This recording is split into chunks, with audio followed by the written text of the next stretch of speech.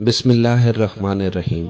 السلام علیکم دوستو، پرانے زمانے میں مصر کے بادشاہوں کا لقب فرعون ہوا کرتا تھا۔ اس زمانے میں جتنے بھی بادشاہ گزرے ان سب میں حضرت موسیٰ علیہ السلام کے دور کا فرعون سب سے زیادہ بد اخلاق تھا، سخت دل اور ظالم بھی تھا، اور اس کا تعلق قبلہ قبطیہ سے تھا۔ حضرت موسیٰ علیہ السلام کے پاس وہ دائی جسے فرعون نے بنی اسرائیل کی عورتوں کے لیے مقرر کر رکھا تھا۔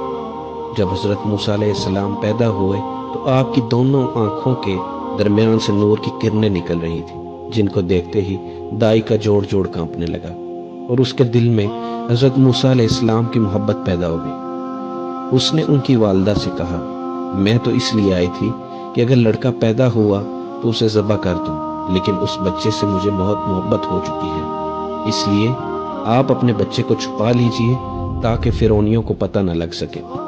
یہ کہہ کر وہ دائی چلی گئی۔ فرعون کے جاسوسوں نے جب دائی کو موسیٰ علیہ السلام کے گھر سے نکلتے دیکھا تو دروازے پر پہنچ گئے۔ حضرت موسیٰ علیہ السلام کی بہن مریم نے فوراً اپنی امی جان کو جاسوسوں کی اطلاع دی۔ تب گھبرا کر انہوں نے بچے کو کپڑے میں لپیٹ کر جلتے ہوئے تندور میں ڈال دیا۔ فرعونیوں نے آ کر گھر کا کونا کونا چھان مارا، مگر کوئی بچہ نظر نہ آیا۔ تندور کی طرف ان کا دھیان ہی نہیں گیا۔ واپس چلے گئے، اتنے میں تندور سے آہستہ آہستہ رونے کی آواز آنے لگی۔ جا کر دیکھا تو اللہ تعالیٰ نے بچے یعنی حضرت موسیٰ علیہ السلام پر آگ ٹھنڈی اور سلامتی والی بنا دی تھی، اور انہوں نے حضرت موسیٰ علیہ السلام کو تندور سے صحیح سلامت باہر نکال لیا۔ اور پھر حضرت موسیٰ علیہ السلام کی والدہ لکڑی کا صندوق لینے گئی، اور جب انہوں نے دکاندار سے صندوق لیا تو اس نے پوچھا، آپ نے لکڑی کے صندوق کا کیا کرنا ہے؟ تو انہوں نے سچ سچ بتا دیا کہ میں اپنے بیٹے کو اس میں ڈال کر دریا میں ڈالنا ہے، ہو سکتا ہے کہ وہ فرعونیوں سے بچ جائے۔ اس نے ان کو صندوق تو بیچ دیا، لیکن اس کی نیت خراب ہو گئی، اور وہ فرعون کے ان بے رحم جلادوں کے پاس پہنچ گیا جو بنی اسرائیل کے بچوں کو ذبح کرنے پر مقرر تھے، تاکہ انہیں نئے پیدا ہونے والے بچے کے بارے میں بتا سکے۔ جب ان کے پاس پہنچا تو اللہ تعالیٰ نے اس کی زبان بند کر دی۔ اس نے ہاتھ کے اشارے سے سمجھانا چاہا تو فرعونیوں نے اسے پاگل سمجھ کر مارا اور وہاں سے بھگا دیا۔ جب وہ واپس اپنے گھر پہنچا تو اللہ تعالیٰ نے اس کی زبان کھول دی۔ وہ دوبارہ فرعونیوں کی طرف چلا گیا تاکہ انہیں بتا سکے، مگر پھر گنگا ہو گیا۔ ہاتھوں سے اشارے کرنے کی وجہ سے انہوں نے پاگل سمجھتے ہوئے اسے دوبارہ مارا اور واپس بھیج دیا۔ اور جب وہ گھر لوٹا تو اس کی زبان پھر ٹھیک ہو گئی۔ جب وہ تیسری مرتبہ انہیں بتانے کے لیے پہنچا تو زبان پھر بند ہو گئی، اور وہ اس بار اندھا بھی ہو گیا۔ انہوں نے پھر اسے سزا دی اور پھر اسے بھگا دیا۔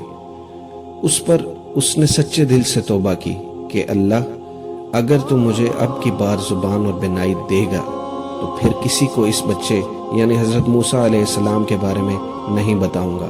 اللہ تعالیٰ نے اس کی توبہ قبول کی۔ جب باقی بچے بے دردی سے ذبح کیے جا رہے تھے، انہی دنوں حضرت موسیٰ علیہ السلام پیدا ہوئے۔ آپ کی والدہ نے ایک روایت کے مطابق 4 ماہ تک چھپا کر رکھا۔ پھر فرعون کے خوف سے حضرت موسیٰ علیہ السلام کو ایک صندوق میں رکھ کر دریا نیل سے بہا دیا گیا۔ دریا نیل سے نکل کر ایک نہر فرعون کے محل کے قریب بہتی تھی۔ یہ صندوق دریا نیل سے بہتا ہوا نہر میں چلا گیا۔ فرعون اور اس کی بیوی حضرت بی بی آسیہ، جنہوں نے اس کے بعد حضرت موسیٰ علیہ السلام پر ایمان لے آئی تھی، دونوں محل میں بیٹھے نہر کا نظارہ کر رہے تھے۔ جب ان دونوں نے صندوق کو بہتا ہوا دیکھا تو نوکروں کو بھیج کر وہ صندوق منگوا لیا۔ جب صندوق کھولا گیا تو اس میں ایک نہایت خوبصورت بچہ نکلا۔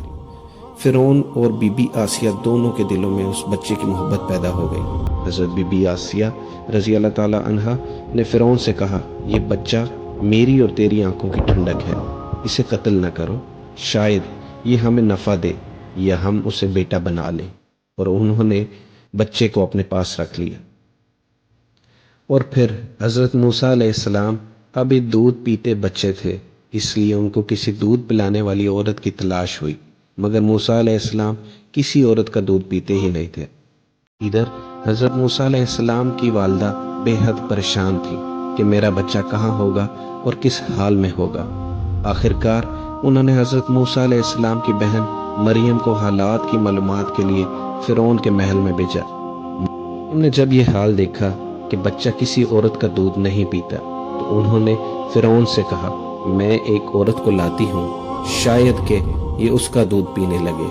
اور پھر مریم حضرت موسیٰ علیہ السلام کی والدہ کو فرعون کے محل میں لے گئی، اور انہوں نے جیسے ہی دودھ پلایا تو حضرت موسیٰ علیہ السلام دودھ پینے لگے۔ اس طرح حضرت موسیٰ علیہ السلام کی والدہ کو ان کا بچھڑا ہوا لال مل گیا۔